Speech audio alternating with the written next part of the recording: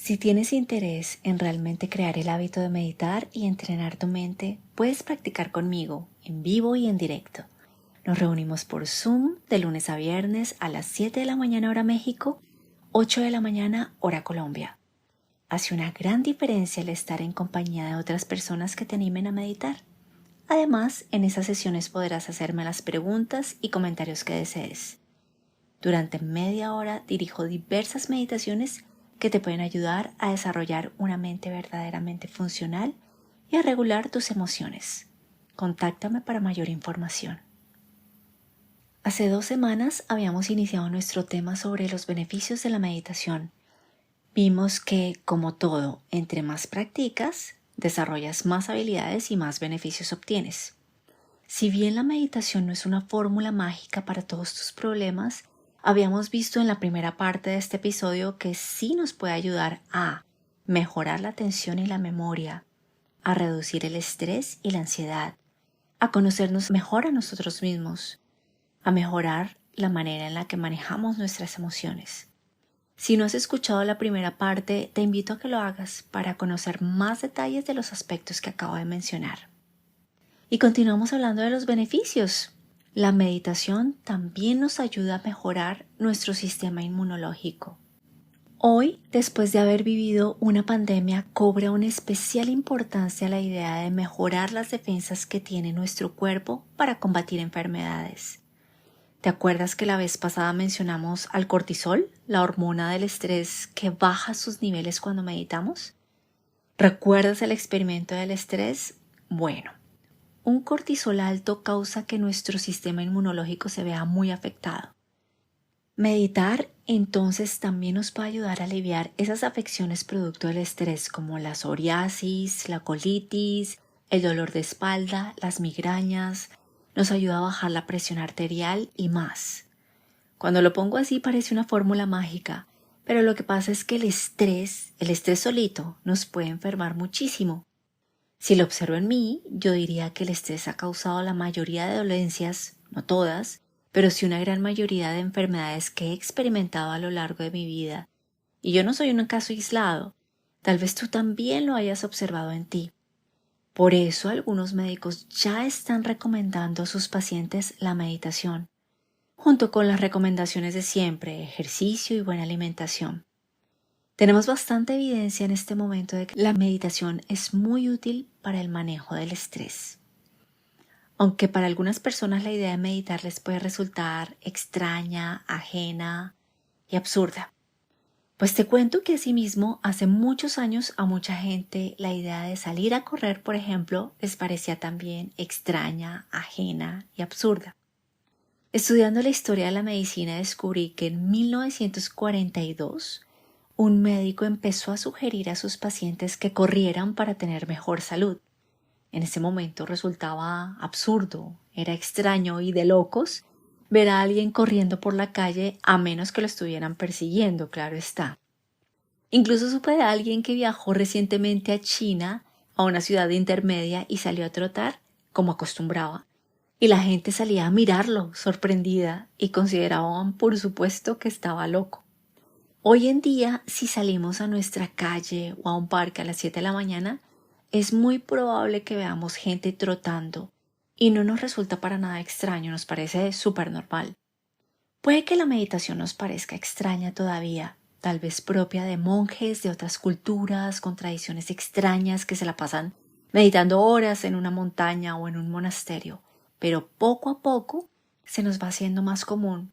Yo ya estoy empezando a ver gente meditando en los parques y en banquitos al aire libre.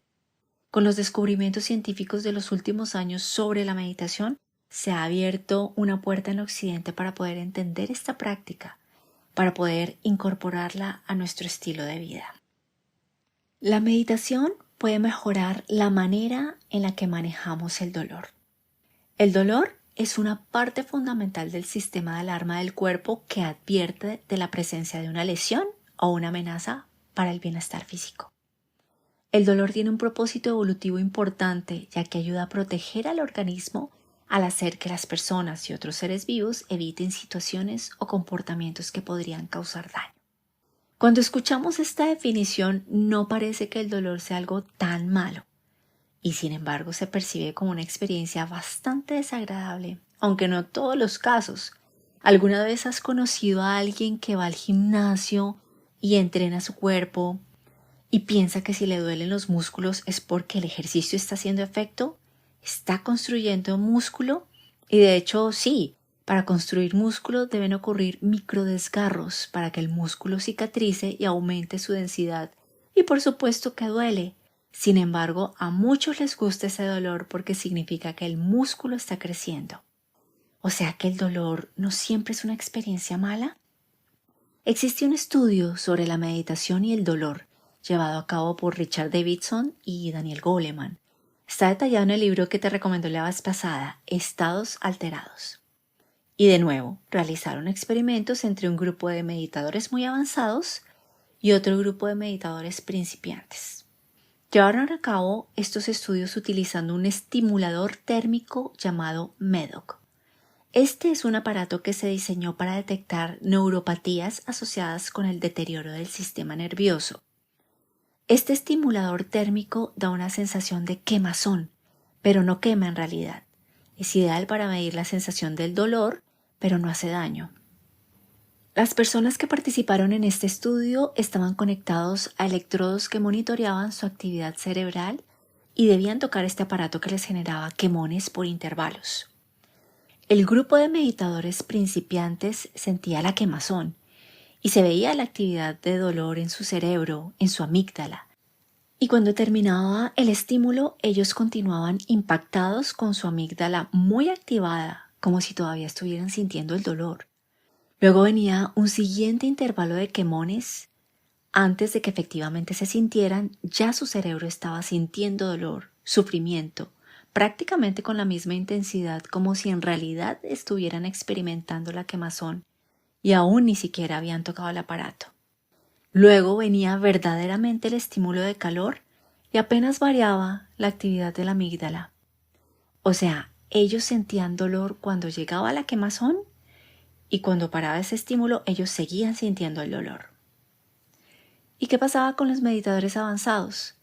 Pues ellos sentían el dolor no de manera tan intensa, pero su cerebro permanecía muy tranquilo antes y después de los intervalos de quemones. O sea, no sufrían de manera anticipada, no sufrían de manera innecesaria. Y cuando llegaba el estímulo de calor, sí sentían el dolor, pero más como un fenómeno. Y cuando cesaba el estímulo, también paraba el dolor. Existe una diferencia entre dolor y sufrimiento. Por ahí dicen que el dolor es inevitable, pero el sufrimiento es opcional. El dolor es un fenómeno y, como vimos anteriormente, hasta tiene una función. En cambio, el sufrimiento es todo lo que le añades adicional, como porque a mí no puedo creer que me esté sucediendo esto, no puedo soportar esta situación, etc. La parte del cerebro que siente dolor como tal es diferente a la parte que siente sufrimiento. La mayoría de las veces cuando sentimos dolor, en realidad es sufrimiento. Y el sufrimiento se puede manejar, se puede mitigar, se puede asumir desde otra perspectiva. Más adelante dedicaré todo un episodio al tema del dolor y realizaremos meditaciones exclusivas para ayudarnos a lidiar con él. La meditación mejora la relación con otras personas y con nosotros mismos. En el episodio donde menciono los diversos tipos de meditaciones, te hablé de la práctica de la compasión y la autocompasión. Próximamente profundizaré sobre este tema porque a mi parecer es uno de los más importantes. En algún documental, me parece que fue en el de la revolución altruista, muestran varios estudios que tienen que ver con el impacto a nivel social de cultivar la compasión, el altruismo. Recuerdo uno que llevaron a cabo en una escuela de Boston. Era una escuela ubicada en uno de los sectores más peligrosos de esa ciudad. Los alumnos iban armados y por esta razón habían puesto detectores de metales para ingresar a sus instalaciones. Había muchos episodios de violencia dentro de los estudiantes, episodios graves. Decidieron entonces iniciar un programa piloto en el que le enseñaban a sus alumnos a meditar en la compasión. Al finalizar el programa, asombrosamente habían disminuido los conflictos y los episodios violentos. Los resultados fueron tan impactantes que estaban considerando implementar ese plan en otras escuelas que tenían el mismo problema. Lo maravilloso de las meditaciones en la compasión es que, a diferencia de otras meditaciones, podemos ver sus efectos de manera muy rápida. Eso tiene fascinados a los estudiosos. Con tan solo 8 horas acumuladas de meditación en la compasión, ya los efectos pueden ser sorprendentes. Bueno, ¿y qué hay de la autocompasión? El amor bondadoso por nosotros mismos. Ese es todo un tema también muy importante, tal vez el más importante. Es lo primero que debemos cultivar. Hay un estudio en una universidad de Israel que demuestra que la compasión y el autodiálogo positivo es una herramienta muy útil para superar estados depresivos, de ansiedad y otras aflicciones. Yo personalmente te cuento que esta práctica fue fundamental para mi recuperación. Recuerdo que mi psicóloga me ponía de tarea decirme frente al espejo palabras bonitas y amables. La verdad se siente raro y hasta ridículo, pero ¿sabes qué? Funciona y funciona bastante. Puedes también escribirte una carta bonita, frases bonitas, cambiar ese autodiálogo negativo que la verdad, la mayoría de nosotros tenemos ese problema. Es fundamental sanar la relación que tenemos con nosotros mismos.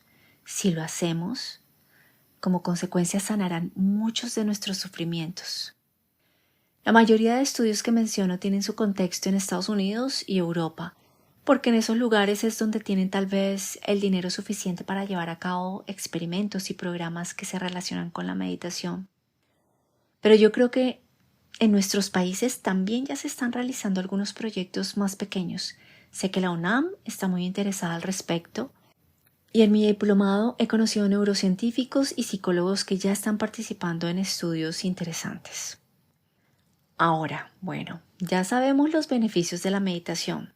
Seguramente hemos escuchado en otros lugares hablar de ellos, pero ¿será que solo existen beneficios al meditar? ¿No existirán efectos adversos?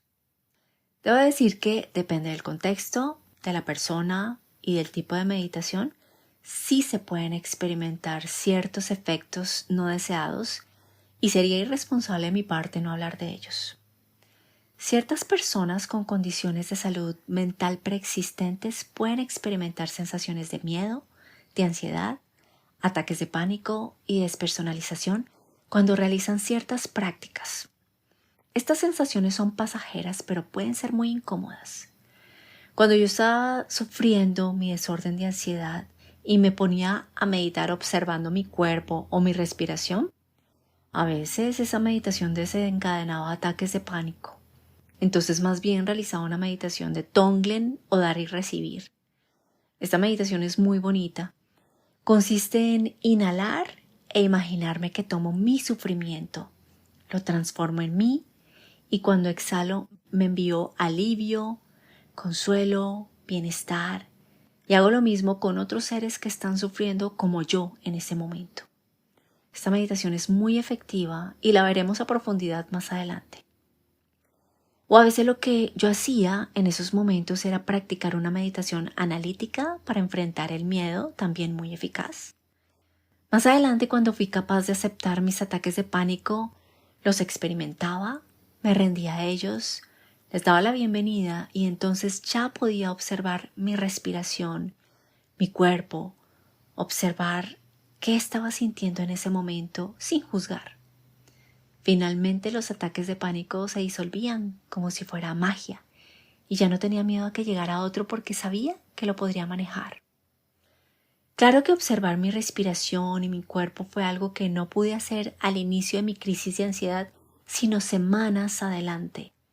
Por eso, si hay un tipo de meditación que desencadena en ti ciertas incomodidades, no quiere decir que no la puedas practicar nunca, sino más adelante cuando te encuentres en otro momento de tu proceso. Los efectos adversos de la meditación los pueden experimentar un porcentaje pequeño de personas que van a retiros muy largos en los que se medita 8 horas al día. Si decides realizar algún retiro, te aconsejo que no lo hagas por tu cuenta, sino debes estar con un guía idóneo que te pueda ayudar, que te pueda apoyar en caso de que llegaras a necesitarlo. Si vas a meditar por tu cuenta con una aplicación, te sugiero que medites máximo 3 horas al día. Si vas a hacerlo por más horas, hazlo bajo la supervisión de un experto. Existe un estudio muy interesante dirigido por Richard Davidson en veteranos de guerra que sufren PTSD, trastorno de estrés postraumático. Son personas con depresión, ansiedad y en muchas ocasiones con ideaciones suicidas. Lo han intentado todo. Entonces se sometieron a un programa de sesiones intensas de meditación. Por 6 meses estuvieron meditando durante 6 horas todos los días bajo la supervisión, claro está, de un equipo de expertos. Después de 6 meses los resultados fueron increíbles y la mayoría de veteranos logró superar su crisis y pudieron reincorporarse a la sociedad y a su familia con mucho éxito. Este estudio está registrado en un documental llamado Free the Mind, Libera la mente. La verdad es que los beneficios de la meditación superan o hacen valer la pena cualquier efecto adverso que alguien pudiera experimentar en algún momento. Otro efecto que puede surgir cuando meditas varias horas al día no es un efecto adverso propiamente dicho. Simplemente es un efecto que puedes esperar cuando meditas más de 3 horas al día. Puedes experimentar insomnio. Pero esto es más normal porque tu mente descansa mucho cuando meditas y a veces no necesitas dormir tanto. Se dice que si meditas 1 hora es como si hubieras dormido media hora. Yo lo máximo que he meditado son 5 horas al día y sí notaba que necesitaba menos horas de sueño. Y a lo largo del día no me sentía ni cansada ni agotada, me sentía más bien con energía y lúcida. Existen algunos textos antiguos budistas que hablan sobre una de las formas de medir el avance en la meditación es por las horas de sueño que necesites en la noche.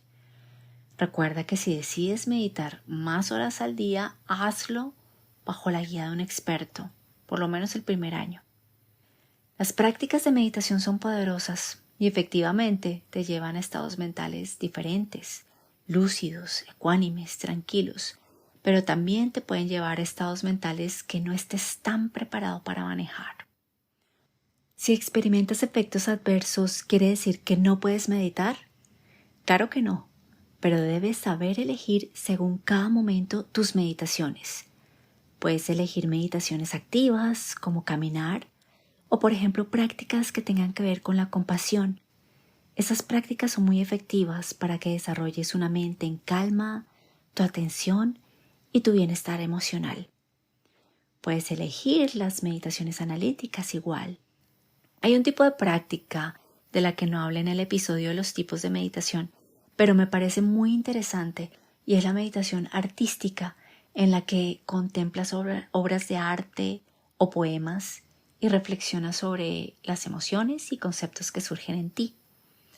O tú mismo puedes realizar algo creativo y reflexionar acerca de lo que te motiva a crear algo, de las emociones y las sensaciones que experimentas mientras estás llevando a cabo una actividad artística. Uno de los objetivos de la meditación es conocer tu mente, relacionarte con ella, entender cómo funciona. De esta manera puedes tener mayor injerencia sobre ella, mayor control sobre ella. La meditación trae muchos beneficios, pero no significa que siempre te vas a sentir en armonía, con felicidad y en paz. Significa conocer tu mente, conocerte a ti y darle la bienvenida a todo lo que experimentes, sea agradable, incómodo o neutro. Bueno, hemos llegado al final de nuestro tema. Espero que haya sido esclarecedor para tu práctica.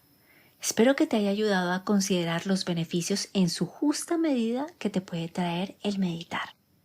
Asimismo, si llegaras a sentir alguna incomodidad, ya sabes qué hacer y sabes qué esperar, que no te tome por sorpresa. Comparte este episodio para que le pueda llegar a alguien que realmente lo esté necesitando. Regálame un comentario, un like o 5 estrellitas para que este podcast pueda crecer y alcanzar a más personas. Deseo que tengas un hermoso resto de semana y que puedas seguir siendo cada vez un poquito más feliz. Gracias por escucharme.